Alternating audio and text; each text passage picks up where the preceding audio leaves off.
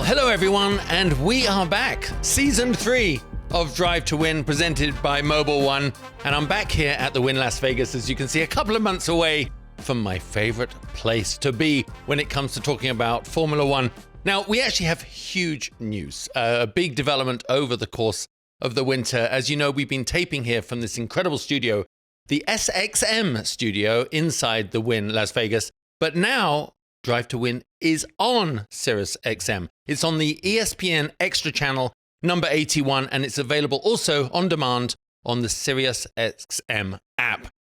It's a big thing for us, and hopefully for you too, because wherever you are in the world, you can now listen. So that's a huge development, and thank you very much for the Win and Sirius XM for making that happen.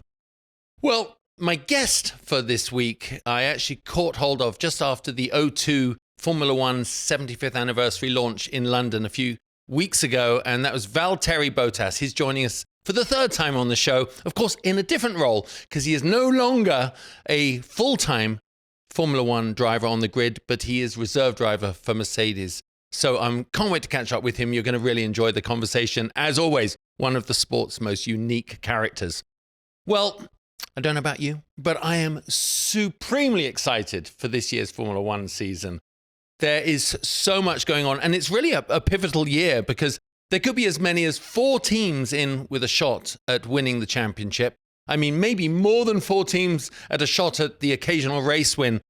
Just go back 2 or 3 years, and that seems impossible to imagine. But now, yeah, we're right in the middle of it. Now, as I've talked about the whole way through last year's Formula One season, there is a divergence between all the top teams, because Red Bull, who were literally supreme dominant, all the other teams have caught up, especially as we head into new regulations for 2026.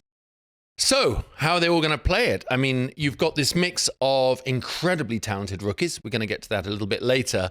They're also mixing it up with these seasoned pros. And in Formula One, as in all sports, experience in anything counts for a tremendous amount, especially with those regulation changes. Who's going to throw everything on the table to make it theirs? Well, the off-season, I took a true off-season. I actually went off social media for the whole of January, not that anyone cared or noticed, but it really gave me a chance to reflect and watch what was happening. But I really call the off-season 3 phases. The first one was almost posturing and posing, I've called it. And it was a short winter break. As you know, we were racing all the way through the end of the year. Formula One drivers do make an enormous amount of money, and it was fun to see the way they spent it, whether it was Max Verstappen, he bought this new mega yacht, and then he bought a bigger jet. Looks very similar to the old one, but apparently you can fly anywhere in the world without refueling. And when you're making, I don't know, 60, 70, 80 million dollars a year, not a bad way of going, right? You can just jump on your new jet. So he was doing that, and of course, you see the Monaco lifestyle and the watches and the girls and the cars.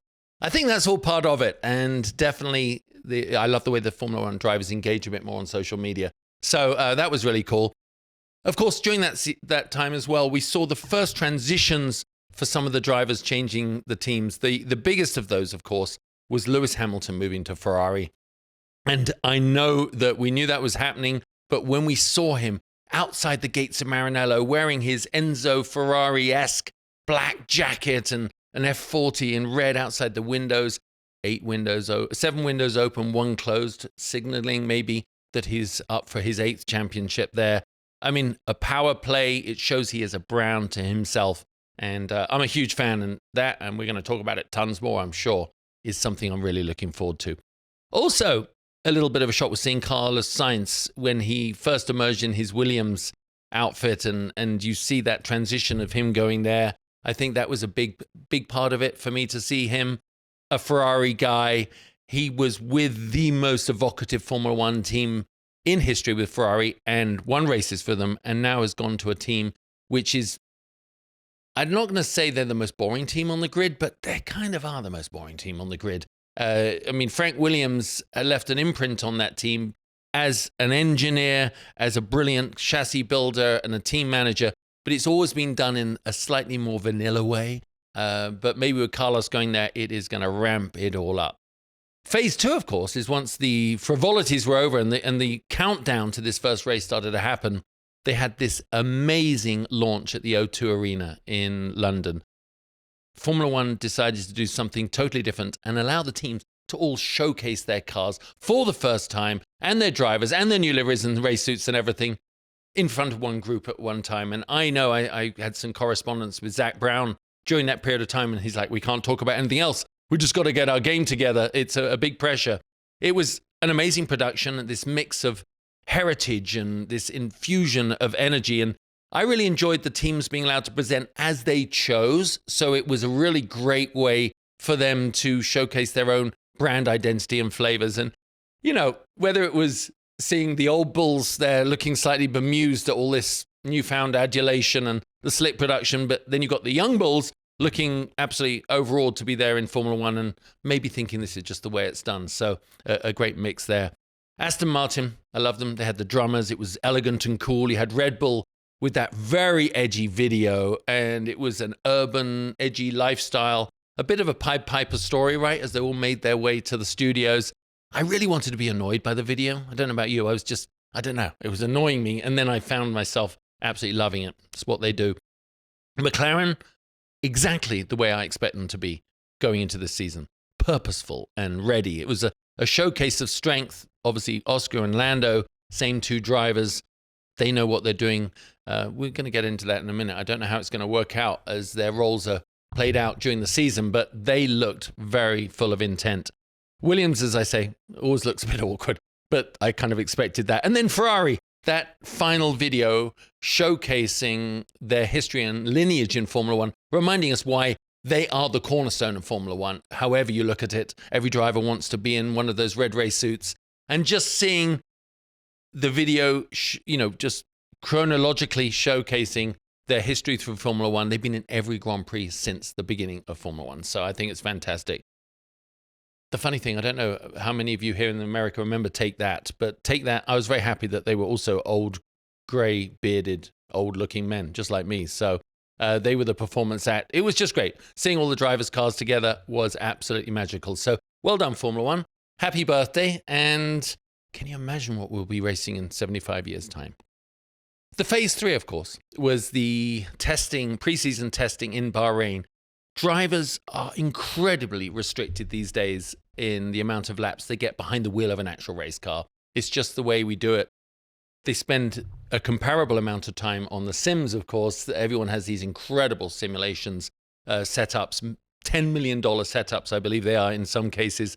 They're able to drive so accurately, and I get into that a little bit with Valtteri later, but unbelievable to see how when they hit the ground running in Bahrain, they really have to have very strict run plans. And I mean, I think David Coulthard, I saw him over the winter in Florida, he did one year, like 30 days of tire testing. Imagine how good that makes you in the car.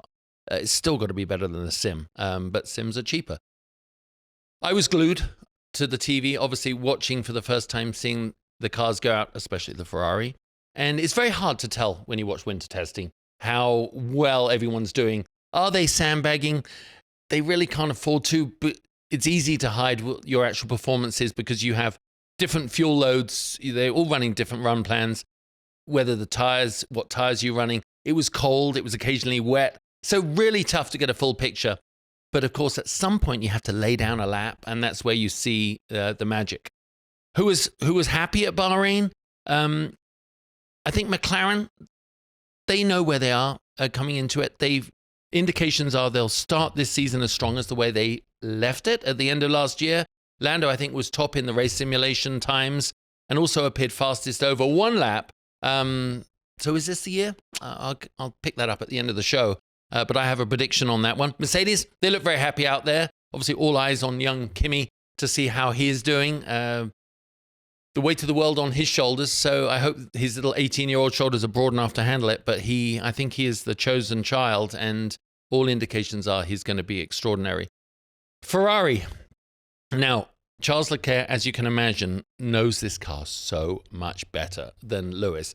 And in all Lewis's interviews, which I have to say I've tried to catch up with all of them, he's so enthusiastic. It's palpable, but he's also bringing home some absolute truths that you can't really think about in advance. The language barrier. They refer to different parts of the car in a totally different way from the way they do at Mercedes. Even not just the language barrier, but their reference codes for things. And he's spending so much time.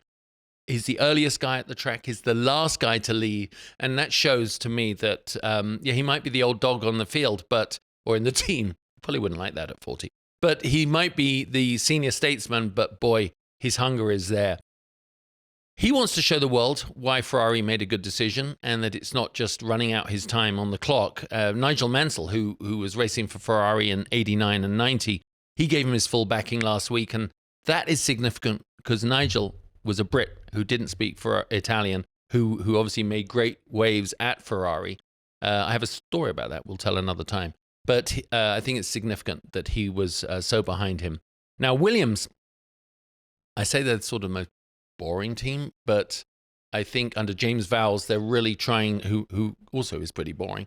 But I think he's so intense and such a logistic guy and such a data guy that the timing of Carlos Sainz going there, he must have been able to share some kind of insight with Carlos on where they will be, because certainly not where they are, and to entice him to the team. And I don't think they look like podium contenders yet, but they're definitely stronger than any times before. And I mean, I think he walked away from the test with the fastest time overall.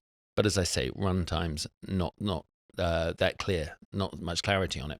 Red Bull, not a great test, a little bit messy. They could be sandbagging, but the 10,000 pound gorilla in the corner is, of course, Adrian Newey, having left the team, and now, as of whatever date it was earlier this month, able to start actually working for Aston Martin. Red Bull are going to be keen to prove they may have lost one man, but they are more than a team that was pivoted around one guy. I mean, certainly they are, they know what they've got to try and achieve. Red Bull are winners all the way through. Red Bull, the team is set up to win, so they'll want to show that they can do it. And maybe we're all just being led down the garden path and Max will just be so dominant again. But I think it'll be a lot tighter. But remember, preseason testing isn't really a true barometer on the pace of everybody. The one thing that did come through that on Saturday night, I was in the Amelia Island for the Haggerty presented, sponsored by Mobile One. It was this seminar they did. And the drivers, the older drivers, and Elio Castroneves was there. And we were all talking about the reliability of these cars is so extraordinary these days that they were able to do more laps than you could imagine in the 3 days testing, which of course is beneficial to us because breakdowns in races are always sort of cramping everyone's style. So I think we're in for a good year from that. So I think we're in for one of the most exciting seasons in history in every single way. Now, as I said, I caught up with Valtteri at his home in Monaco just before he headed out to Australia. And, Valtteri Bottas, third time on the show, 10 wins, 67 podiums, 20 pole positions, 19 fastest laps. And now he is the lead reserve driver, for AMG Petronas Formula One team. Let's welcome him in. Well, Valtteri, nice to see you, man. I'm glad you're back on Drive to Win. It's been a while, but you've been busy. I've been busy. Thanks for having me. It's great to see you. Yeah, great. As I just said, I'm at my father's house, and we were talking just over coffee before you came on. Just literally, like as I pointed to you just then, yes, it's 50 years, but it might as well be 500 years. The cars you drive now to the one he drove in 1970 is like wild. Yeah, there's a bit of a difference, but bit of a difference. Yeah. Well, I mean, let's start off really. Your winter must have been pretty unusual because I know as an ex-driver that stress when you're doing your deals is maybe the worst thing that you can have, but it's also the most optimistic. How did you balance that? How did you balance that with Ironman and all the things that you were doing? Yeah, I mean, that Ironman, that was stupid, let's be honest. Doing it indoors. You mean the one in your bedroom? I mean, the one in your house. That was wild. Yeah, but anyway. Yeah, I mean, end of last year was tricky because obviously I was trying to secure a seat for this season, which ended up not ideal, so kind of falling in between two seats, let's say. And so yeah, that was not planned, but it's been okay. Like then I just had to figure out like what is the second best option and what's best for me for this season and for the future. So figuring out that and I was quite relaxed about it because I know this sport, how it works, and it's pretty cutthroat, and stuff like that can happen. And yeah, lots of politics involved as well. So kind of know the name of the game. So just gotta deal with it. And like I said, main thing is for me was to try and focus for the future. Yeah. Do you represent yourself, or do you have a manager? I do have a manager. He does help me, but I like to be in touch myself because I feel like that connection between a team boss and a driver, I think it's just more natural if you speak directly rather than somebody else speaks for you. Yeah. Talk about that. I mean, you're right. The personal relationships, especially after 12 years, especially after having been so successful with Mercedes. When you race for another team, I know certain relationships have to cool off. I mean, as in you can still be friends and you do everything, but I mean, Toto is a very powerful figure of a man, and I know he has a certain style. You obviously get on well with that, and tell me, I mean, how involved was he in the process? Well, I've known Toto for a long time. Like, we've got good relationship, and also with 5 years at Mercedes, left with very good terms. Always kept in touch. So when he kind of proposed the idea for me to be the third driver, immediately I knew that okay, that's a really, really solid option because that will allow me to be still present in the sport. That will allow me to be involved, number one, with a great team, a great brand, and then also do a bit of testing and simulator work. And because for me, when I knew that I'm not going to have a seat for 25, it was quite quickly clear that I knew that I'm not done yet with the sport. That's not it. So now let's figure out how do I get back. How do I get back to racing? And for me to be involved, that's the best option. And very straightforward with Toto. Was very, very easy discussion. Agreed everything very, very quickly, actually. And yeah, that was that. I mean, it's an interesting position, isn't it? When you're the most mature out of the other two drivers. You've won more races. You've been around longer. And in some ways, when I'm sure you had that feeling, when you think you might not be ever on the grid again, you realize how much you want it, right? You realize in that moment, you are not ready to go to sports cars, right? You was that what happened? It's like yeah, I did allow myself to take 2 weeks of really looking at all the options. What do I want? What's next? That still kept going on in my head. And yeah, that was good. The t-shirt's good. Yeah, thank you. And then it was very strong in my mind that that's not it. So then it was pretty straightforward on trying to make the decision what is actually next. Yeah. So help clarify, well, for everybody listening, what is the role of a third driver in today's Formula One? Because you said it, you got testing, you got sim work. Testing is less now, right? Unless you're with an older car. And obviously being at the track. So run me through what is your job description?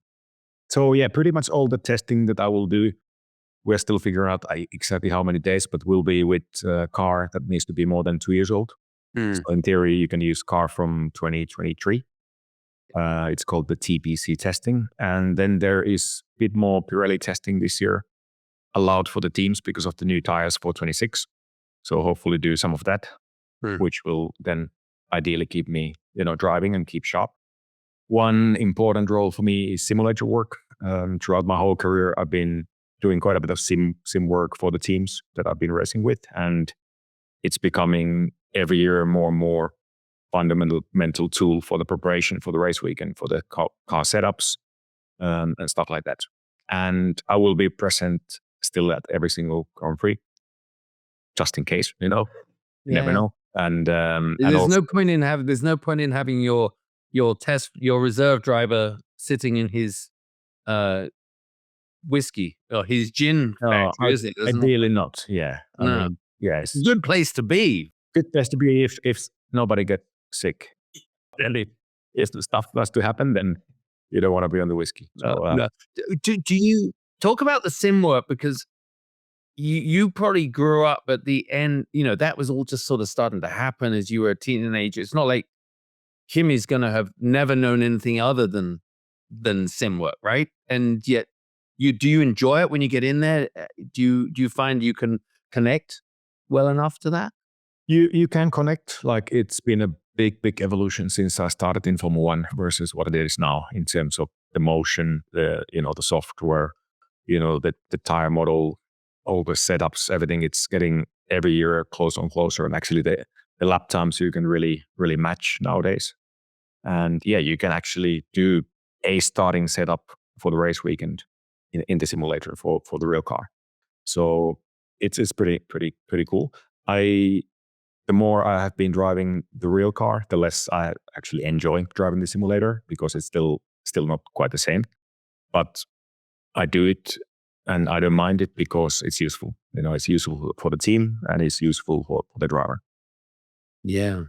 No, I mean, I think I never had any of that in sports cars. Now they do it, if you're racing for one of the big teams. But, DC was over in Florida not long ago for a party, which was a fun party. And he was saying, like, one season he had 30 days of testing, tire testing. Yes. I mean, now these young drivers, they can't even get their head around that. I mean, but there was a valuable side to that, wasn't there, for everybody in the team when they could test that much? Yeah, they used to have separate test teams within the teams, and that's when there was no budget caps, and the big teams, they could, spend all the days in between the races almost at testing, and now simulator has kind of taken over of that. There's only the official tests and, like I said, some of the Pirelli tests, and you can test with the old car, but that's about it. But also there's more races now than what they used to be. So I would say the overall load from what I have heard from the past hasn't really changed that much. It was just replaced with more testing, but now it's more simulator and maybe marketing. Yeah. Oh, yeah, for sure. The marketing. And that's going to be a big thing for you, right? They're going to be using you a lot for that, probably to insulate young Kimi a little bit from that pressure, because you do it. You're an old pro, right? So you can do it and you have your own brand. But yeah, I think I'll be doing quite a few partner events and stuff like that. So yeah, they said they're going to keep me busy. So yeah, but of course you have to keep just as fit. You can't back off on the fitness. No, I know you do all the cycling and everything, but that pressure, you must have had to think about that in your decision making, right? Do I want to keep that fit, Olympic fit, every week? Good thing I really enjoy the training. Like I'm very active, and yeah, I enjoy it. So I would do the training anyway, I would say. So yeah, I gotta be, even though, in theory, I'm not gonna go to the race weekends racing, but like we spoke, you just never know. So I gotta be ready, in case the opportunity comes. I want to do well. So that's a motivation for me still every day to keep fit. And like I said, it makes it easier that I actually enjoy it. And of course, when everything you're watching on track, everything you're doing in the sim, if you do, for some unfortunate reason, get the fortunate opportunity to do a race, it's going to be like an audition for you again, isn't it? To show everybody, remind everybody that you're still there, ready to go. Exactly. Ready to race in 26. Yeah, that would be a very important race for me if that would happen. So yeah. Fingers crossed, but not crossed. Yeah, I know what you mean. Also, I was thinking about the fitness. You're fortunate and maybe not fortunate in the way that you have a girlfriend who could kick your ass fitness wise. Looks like any day of the week. So you have to keep up. Yeah, it's been a good motivation as well to try to keep up with her. So yeah, Tiffany is a professional cyclist, and I started riding quite a bit more bikes when I met her, just to be able to keep up with her, and do some training together. But I've improved a lot since, and yeah, cycling is actually a big passion for me, so I do it quite a bit. Yeah, no, I now I follow her and I see what she does, and you realize, yeah, no, she is world class. That's pretty special. But I love the way you take your bikes with you wherever you go. Right? You seem to make the most of it. Yeah, it's really cool way to explore. Like I used to do more running, let's say like 5 years ago and beforehand. But once I discovered bike, we travel so much and we're fortunate that we see many cool places. And with a bike, you just see so much. Like for me, it's opened up almost like a new world when you get into it and you just see so much. Yeah, great. Let's talk a little bit. Obviously, George has really got the pressure on his shoulders now to be the lead driver there for Mercedes. And I'm sure you still have input into strategy and that kind of thing. But for Kimi, are they going to want you to have a greater involvement with all your experience? I mean, I hate to say you're the older dog, but you are, right? You know things he hasn't even thought of. Yeah, I think that's the plan. Obviously, I'll be at the race weekends, not just standing around. I'll be actually, looking at the data, looking at the onboards, and just being an extra pair of driver's eyes. And if I spot something, then we're going to discuss about it. And already spoken with Kimi, and I told him like any time, any day, if there's any questions about anything, just feel free to ask. And he said there will be most likely quite many situations that he just haven't experienced. So yeah, I'll be definitely trying to speed up his learning curve. Yeah. Have you stood trackside, obviously, and watched him behind the wheel? Not yet. It'll be interesting for you because I guess a lot of people watching shows like this don't really realize that when we look at data against a teammate, or especially what I did with the teammates, it is like a cardiogram, right? It's telling you their pulse. It's telling you everything they're doing in the car in a way that is unbelievable. So without any filter how they both drive, right? When they're there. It'll be interesting because he is obviously really bloody quick.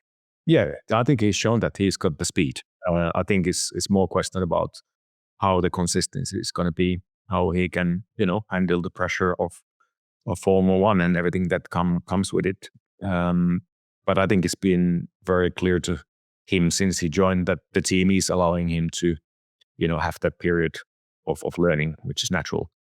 But it's going to be interesting to see, how quickly he's going to ramp up with his driving and also the technical knowledge. And like you said, everything will be quite visible to me in the data. Yeah, because we saw it, didn't we, with Oscar up, even with Lando having a 2-year head start on him or whatever it was, 2 or 3 years in Formula One, managing the tires, keeping in that tire window, getting it right for qualifying and in the race.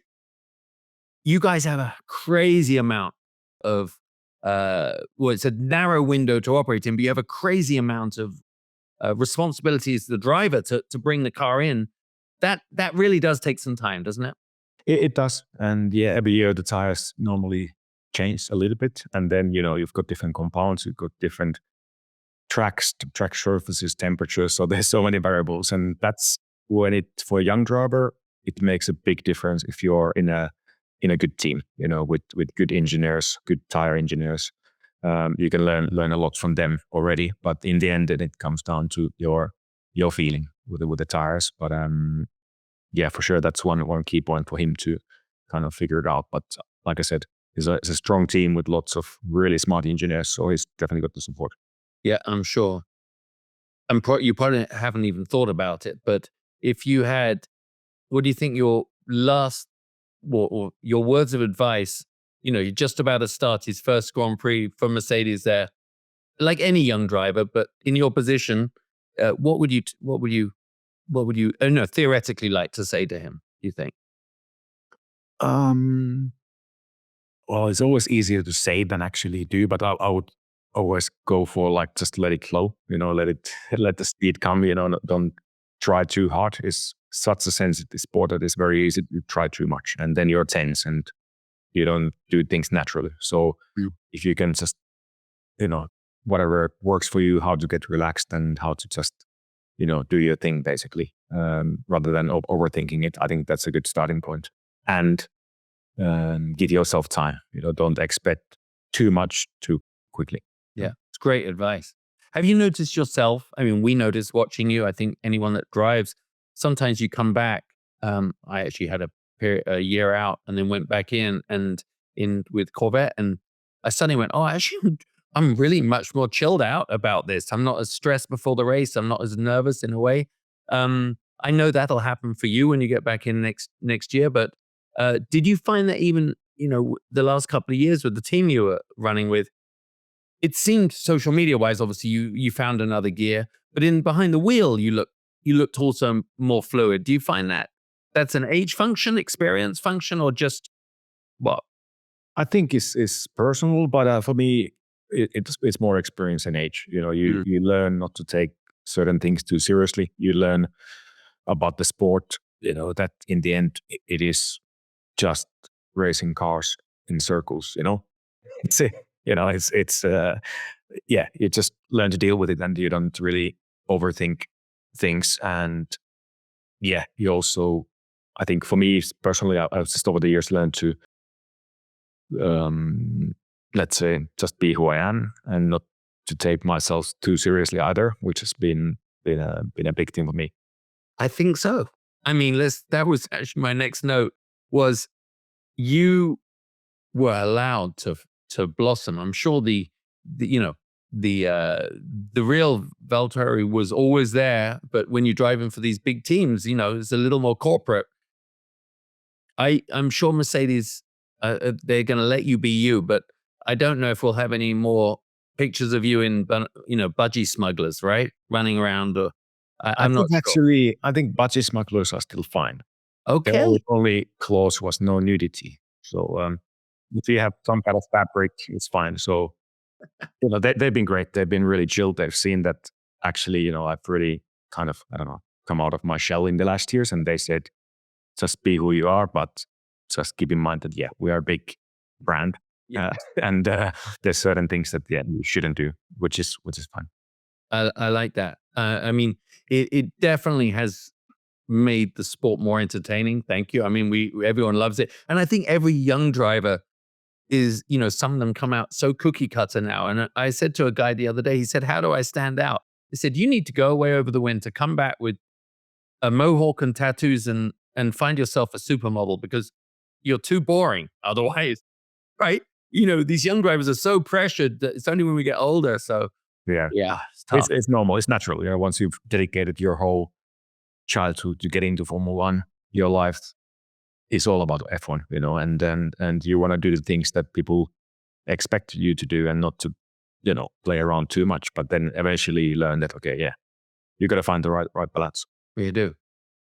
Let's talk about, I saw you at obviously the O2 launch event, which was a brilliant piece of production. Everybody there, all the teams, you're sitting at all those tables. It's you're on so close to the start of the season that it's not like the end of the season when everyone's arms around each other, right? Because you've just survived a long 24 races or whatever. This is just a few days from the start of the season. Was there any tension in the room? Because, it looked beautiful, but there's a lot of dynamics in Formula One, and they were all there, all the players. No tension. I think everyone is still pretty chilled, even though season is getting closer. But it normally tends to be that kind of pre-season testing, and especially the time before that, things are still pretty chilled. It's only the first race weekend that you can start to feel a bit more of, okay, now it's go time, and now we're actually racing against each other rather than just being mates. So it was actually well done event. It was a bit weird for me to just look it from the side, that the first thing I do with F1, that I'm actually, not directly in it. So that was something I found quite interesting, but enjoyed it. It was good show. All the fans who were there, and based on what I've heard from who saw it on the TV, was good. So I think it's a pretty cool idea to have everyone together launching their liveries. Yeah, it did put a lot of pressure on the teams though, right? Everyone was scrambling to get it ready. Yeah, I think so. I think, and I don't actually know how it worked out with the cost, if the teams were responsible of the logistics and personal, I don't know. But anyway, it's a bit of extra work, but looked good. It was lovely seeing all the old drivers there though too, right? Nigel Mansell, and it was just a great group of group of people. Who do you have any favorites amongst the old guys? I mean, I'm not like favorite child, but anyone living idols that's there for you? Well, for me, it's always been Mika Häkkinen. Yeah, of He's course. obviously from Finland, and but I would say Mansell as well. He's got a great mustache. Great mustache, even now. Big inspiration. So yeah. And when you look back and we all go, oh, Ayrton Senna, who was obviously extraordinary. But when you see what Mansell did back in those days, I mean, he would drive till blood was spurting out his fingers, right? Yeah, absolutely. The guy never backed off. No, I know. But yeah, many legends over there, which is good to see. Yeah, it's good. Obviously, seeing all the cars. I mean, I know the comedian Jake at the start said it was like the big event when nothing's really changed, but it had, because so many of the driver lineups had changed, including obviously yours. The fan reaction to the new drivers coming out in the building. Obviously when they went mad for Lewis, but like a Liam Lawson coming out or a Kimi, what was that like? How were they received? I would say all the kind of new guys pretty equally well supported. Only guy who got booed, sadly, was Max. Oh yeah, the crowd was pretty punchy. It was not that good to see. But yeah, but British crowds, us. If you could, we beat up kids and old ladies at a soccer match. The British crowds are horrible. Yeah, I've seen that. But yeah, pretty equal, I would say, support to everyone except, like I said, Lewis. I think he kind of stole the show, I would say. Yeah. So you've raced your whole era up against Lewis. You've raced with him. As well as anyone how good he is. When you first saw the news come out, Lewis to Ferrari, and you're having a coffee with Tiffany, what did you think? What was your first reaction? Like, what?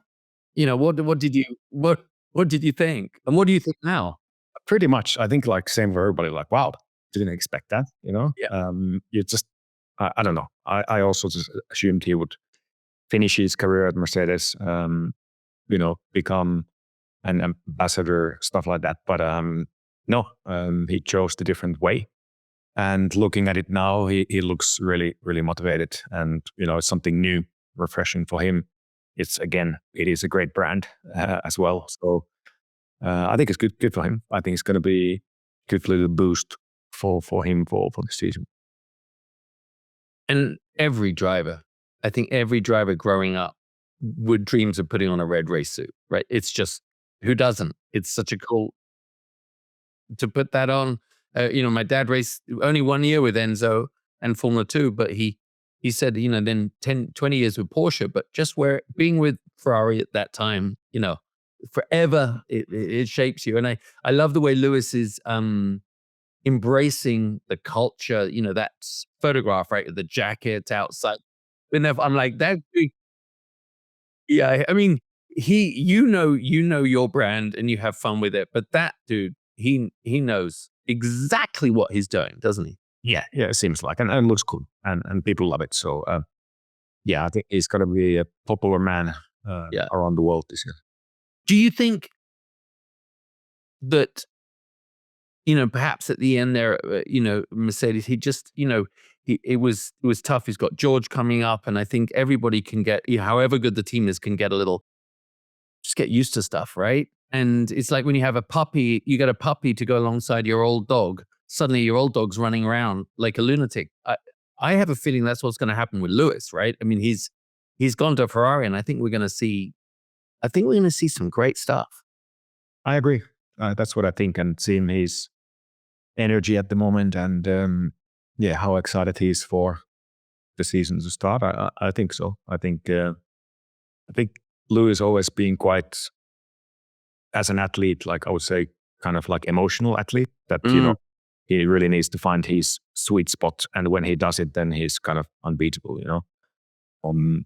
And like everyone, if you lose the track, then you make mistakes or you're not at your best. So I think this is, like I said, big boost for him, and I'm expecting big things for him. Yeah, I just thought this.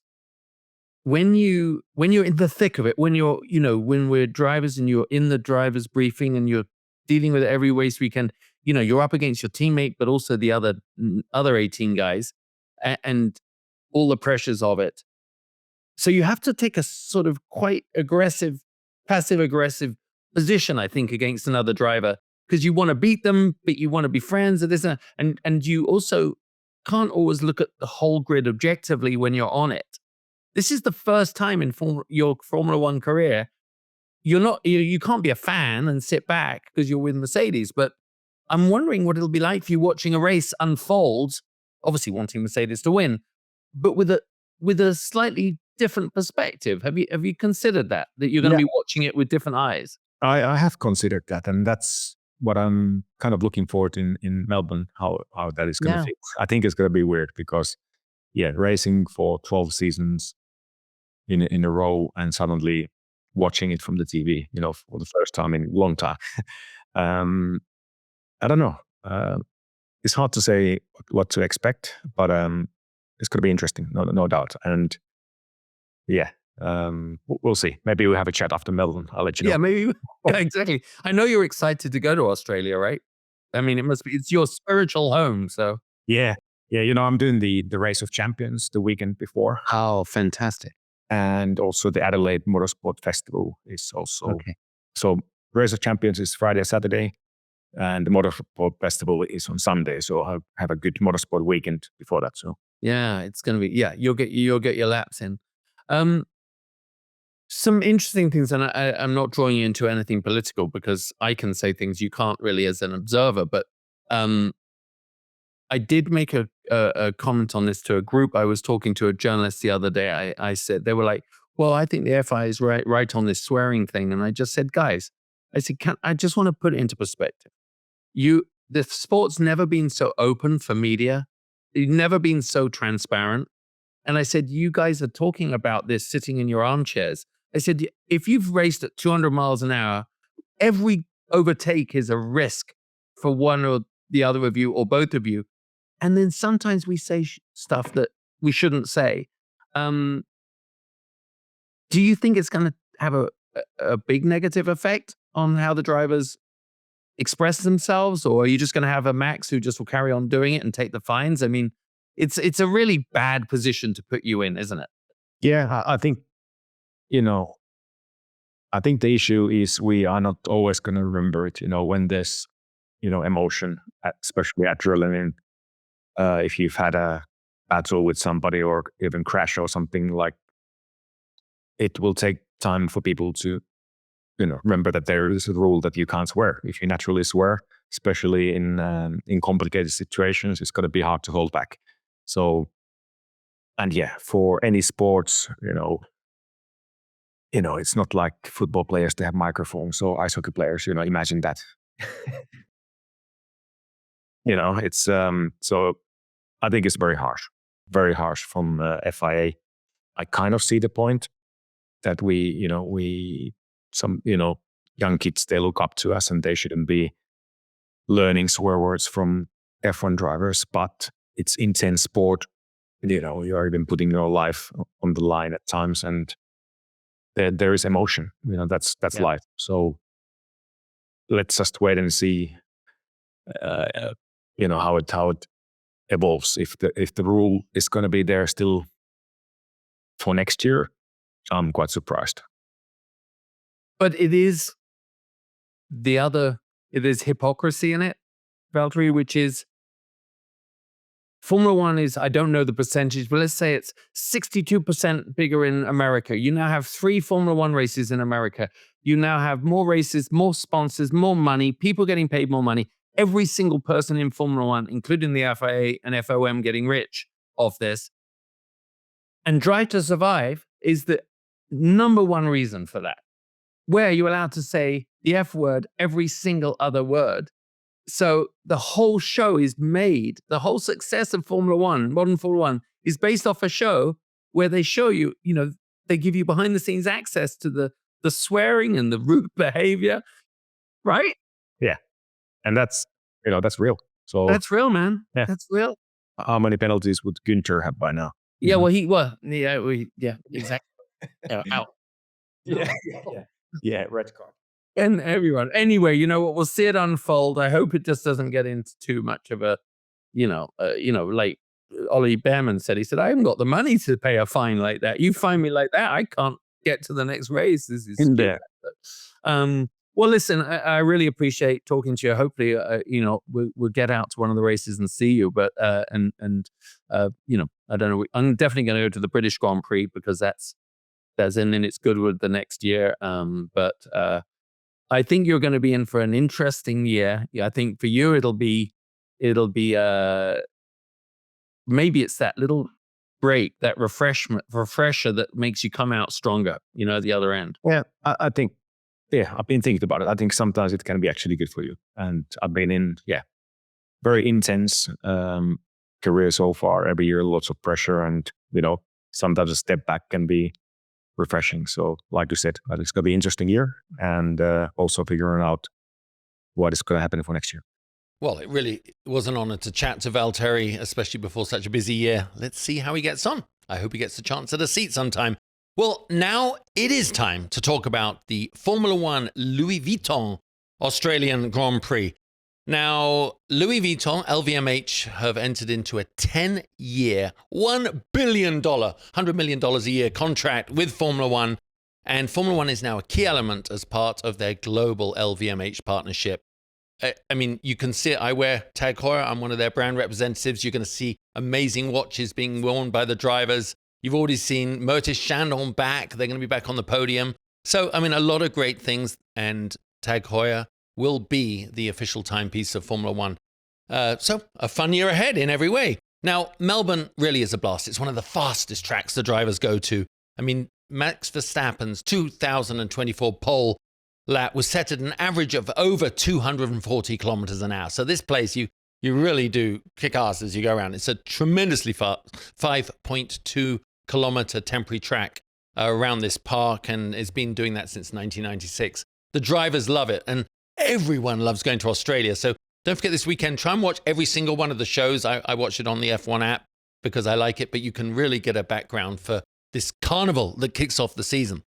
So what to look forward to for the weekend? Well, I'll go through my thoughts on it. Lewis Hamilton, it's really going to be his pace against Charles Leclerc. How's that going to be? Has he adapted fast enough in this tight frame to everything about the car? I think you're going to see this learning curve ramp up. And remember, his experience is second to none, and his application dedication has been the same since he was 8 years old. And that is his big advantage moving through. Which McLaren driver will strike first? There's definitely a psychological blow that will occur if Oscar Piastri wins ahead of Lando Norris. Because yes, Lando is the more seasoned driver in Formula One, but I am a massive Oscar fan. So who is going to do that first? Remember the way the teams will handle it. Jeremiah just asked me, my producer, before the show went, who's going to strike? Who's going to be the lead driver in all these teams? It's very simple. Going into it, you're on equal footing. Whoever, after the first 3-5 races, starts to edge ahead in the points will start to get that little, almost indiscernible shift of attention onto their side of the garage. It just makes sense, right? 2 drivers can't win the championship. 2 drivers can help win the manufacturers, but only 1 driver can win the drivers. So you're going to see a lot of dynamics, and I'm sure we're going to be having to keep our finger on that one. Did Red Bull give Max Verstappen enough of a car to challenge again? I don't know yet. I think that what you're going to see, as we did at the end of last year, Max is capable, because he is a generational talent, that he can pull things out of his backside that no one else can, and he can make cars win that shouldn't be winning. So you never write him out, but it certainly won't be so easy. I'm interested in Mercedes. I think this team leader situation for George Russell will be very interesting to see unfold. If you caught Drive to Survive the latest season, I'm not sure that George Russell comes out as looking at such a nice guy that I thought he was. I think you're seeing a ruthlessness that comes out, but he's up against this protege, and he is Kimi is so good, and he has the unadulterated backing of Toto Wolff. So we're going to have to see. I wonder whether George's experience against Max's literally savage. And apparently he is the bravest driver that his engineer's ever seen. That's pretty formidable as they line that up. And of course, as you see, every driver is while they're trying to be number one, it is a brilliant scenario for us, especially at the beginning of the year. And mark my words and remember it, you've got the different phases through the season. And at the beginning, it is just a gunfight. So enjoy the gunfight because they will be right up until it goes wrong for them. But maybe the most intriguing story of the whole year, especially the beginning, first third, will be the rookies and what are they up against and how to go from it. I mean, I talked about Kimi Antonelli, brilliant and fast with the Mercedes. I mean, Haas with Ollie Behrman, we know how good he is. He had that amazing debut for Ferrari earlier last year. So he has race experience under his belt.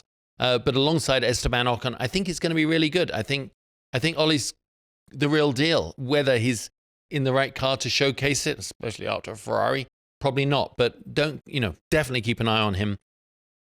Gabriele Bortoleto, hard for me to say, with Kick Sauber. There's not too many expectations on him, but the team are definitely, especially in these smaller teams, they're keeping their eye on the 2026 regulations and developing their cars for that. So maybe he's going to have the chance to develop without absolute myopic sort of pressure on him and scrutiny. It might be the perfect scenario for him. And of course, his teammate is Nico Hülkenberg, who may be one of the fastest drivers over one lap in the paddock. So I think he's got a great mentor there. And I'd like to think that Nico is mature enough to be a good uncle figure to him. And as a young driver, not that I can remember, I think it's very important to have that. The one I feel sorry for is Jack Doohan, Australian, racing in front of his home crowd this weekend with Alpine. He's really under pressure to perform already. Is he going to be given time to showcase his talents and bed in? Or is he already being thrown under the bus? And I think he's already being thrown under the bus myself. I mean, Franco Colapinto is in the wings, and they're already talking about him jumping in already. So not the way to do it. He's got one option, hasn't he, mate? That is go fast and show them what you're made of, and that'll shut everyone up. Best way to stay in a racing car seat is just to do well. So I think that's what he'll be heading for. Isaac Hajar, this is the guy I know the least of with Racing Bulls. He's replacing Daniel Ricciardo, who is probably the most popular driver of the last decade, right? We all love DR. But, I mean, Isaac looks, have you seen the neck on the guy? He looks like a wrestler. I think he is coming up the right way through the ranks. He's showed his pace. I'm looking forward to seeing how he does because, I mean, let's face it, that the second Red Bull team has been, and he's racing alongside Yuki, who was passed by for the Red Bulls, the main Red Bull seat. There's going to be some interesting dynamics there, but he's a quick kid, so let's see how that goes. And you can hardly call him a rookie because he's got 11 Formula One starts. But Liam Lawson, I like Liam. I think he's a hell of a driver, but he is now the Max Verstappen's teammate. We know that is a poison chalice in some ways. Will he have the mental strength to do what he needs to do to forge his path inside the Red Bull team? You know, it's a fast car. And if Max is on the front row or if Max is on the podium, there's absolutely no reason why he shouldn't be. So my only point there would be Max without Liam could be heading to a championship again like he did last year. But Max with a teammate, he's going to have points taken away from him. So I don't know. We're going to have to watch, aren't we? Well, I'm not a betting man because I'm absolutely rubbish at betting. I leave that to my producer. But if I was, my prediction for this weekend, before we've seen a car turn a lap in anger at the track, and remember, when you're testing, you can kind of try and pull the wool over everyone's eyes, but when you get to the racetrack, you have to optimize every lap. There is no holding back. So we're going to first practice on Friday. We're going to be able to see a lot more about this. My prediction for this weekend is going to be first place Lando Norris, second place Oscar Piastri, and third place Charles Leclerc in the Ferrari. I kind of want that to be right, but in the same way, I'd hope I'm wrong. And wouldn't it be cool if we saw Lewis pull in a lap there because the Ferrari is very fast around Adelaide. And here's a little thing I think the seasoned drivers are thinking. We have to be good because these rookies, once they find their feet, are going to cause us some problems. So I think they're going to try and strike while, the iron's hot. But here's a bit of fun too. We got 26 episodes this year, 24 Formula One races. What will we be saying in, 8 months' time, 9 months' time? Who will win the team, the manufacturers' championship? Who will win the drivers' championship? I think the manufacturers will be won by McLaren. I know it sounds such a boring prediction, but I think they're going to do it. I just do. I think with both those drivers, but only if they come out of the box with the conviction that they can win. Remember, I said earlier, Red Bull have a winner's mentality. Every single element of that runs flawlessly. But when it comes to McLaren, they sort of get to the top, they win, they get pole positions, and then they get a little uncertain of themselves. But I think they can pull it off. So if McLaren can stay strong right from the beginning of the year, they will be the ones to do it. And I think if Lando Norris can do exactly what I just said, he's going to come out on top and he will be Drivers' Championship. I don't think he's going to be a multiple champion. You know what I mean? I think there's too much around him. But I think it will be one of those ones that if he can pull it out from the beginning of the year, he will be the Drivers' World Championship. I hope I'm right, and I hope I'm wrong, because I would be literally doing backflips across the desk. Don't hold me to that. If Lewis wins his 8th World Championship with Ferrari, it would just be the best thing ever. Well, listen, it's been a great show. What a way to kick it off with Valtteri. A huge thanks to him. Like you, I'm so glued to what's going to be going on this weekend. And when we get to next week, God, are we going to have a lot to talk about. And I've got James Hinchcliffe joining the show, who does in Formula One and IndyCar. So I'm very excited to have him on. Well, that's a wrap for this first episode of this season. But don't forget, you can watch Drive to Win right now on SiriusXM's ESPN Extra channel number 81 and available on demand on the SiriusXM app. And you can see us on our YouTube channel, on our Talk Media Facebook, and of course anywhere else that you get your podcasts. See you next week.